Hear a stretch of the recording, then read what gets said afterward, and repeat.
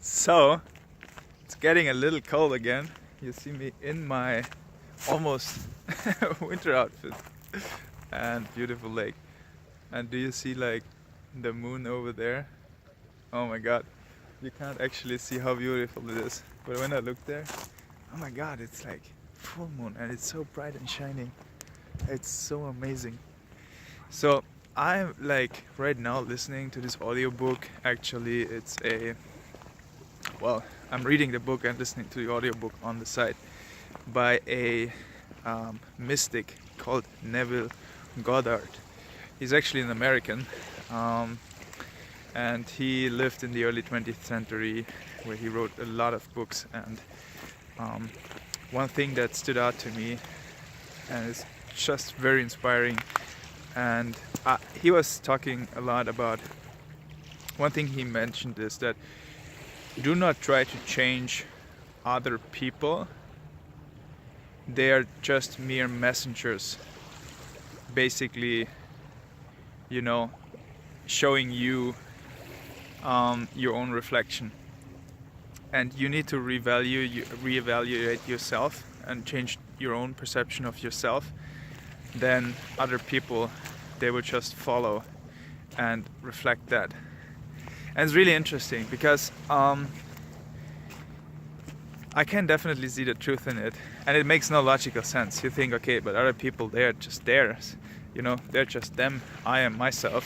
What do I have to do with how they are? But I can see it's so true. I don't know why, but you look at one person and the way he is with another person is so different than he might be with you. And how one person might perceive another person might be so different than how you perceive that other person.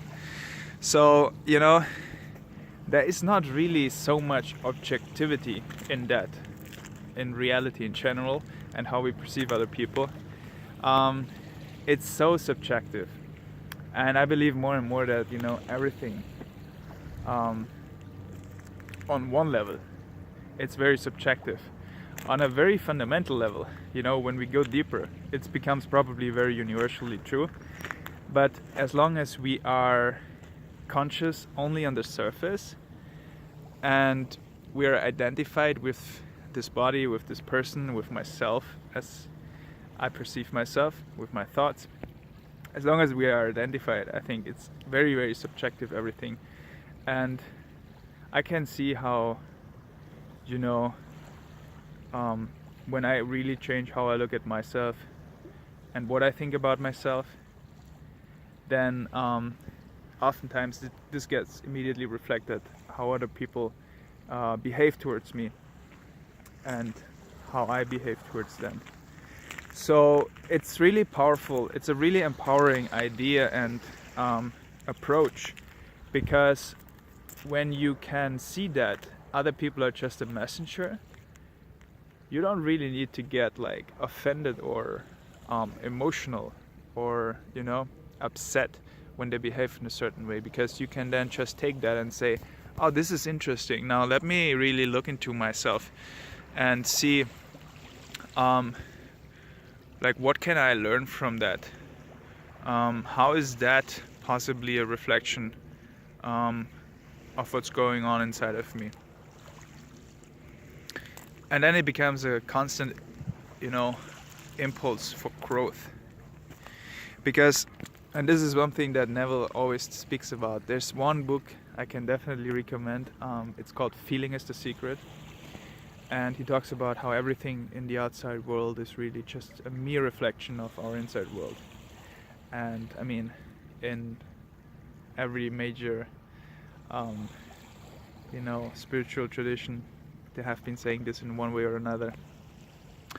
And I think when we realize this and when we let that sink in, and obviously this is not something that you can maybe scientifically prove at this point, but I also try to trust my intuition and my intuitive understanding of things and relate it to how I really perceive things. So it just intuitively makes a lot of sense to me. And if you consider this for a moment, and that you think that everything in the outside is a mere reflection of what's going on inside of you, then you know, it's crazy how oftentimes we live our lives. You know, like there's something that we might want to achieve, that we might want to get, that we might want to be, and then we just focus on the outside. We do certain things. We try to get something by doing something, by making a plan of action. And action is really, really important. But I think if everything really in the outside world is a reflection of our inside world, then by doing this, let's say, normal approach, what we're really doing is like we're chasing a shadow, you know? And that's the most stupidest thing one can do. That you want to change your shadow by like touching it, you know, or let's say you're looking in the mirror, right? And I look in the mirror and I see, oh, there's like something, and then I touch the mirror because I want to remove this thing. Like how stupid would it be to do that? No, what you have to do is you have to go to your face, to the source, and go to the source and change it, and then the reflection, the mirror, will change. And if that is so in the outside world, that everything is really just a reflection and a manifestation of our inside world, then it really means we have to focus more on the inside, and we need to take more time where we really shut off from the external senses and, you know, look within ourselves and see what kind of emotional states and what kind of inner action are we taking that is causing all of this, is what's going on outside of us. And if you're interested in this, I can definitely recommend you this book by Neville Goddard, Feeling is the Secret, and others of his. And